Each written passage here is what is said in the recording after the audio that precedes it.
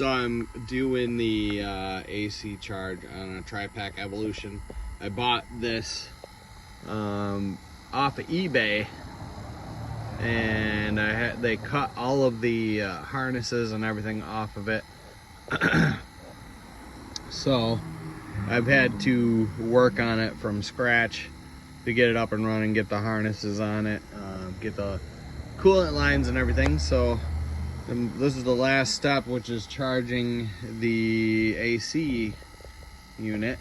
And I couldn't find where any videos on where the AC ports, or the high and low ports, were on the system.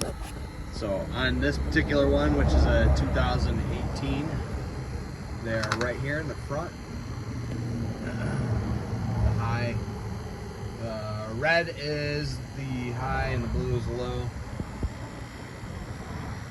And I'm pulling a vacuum on it right now.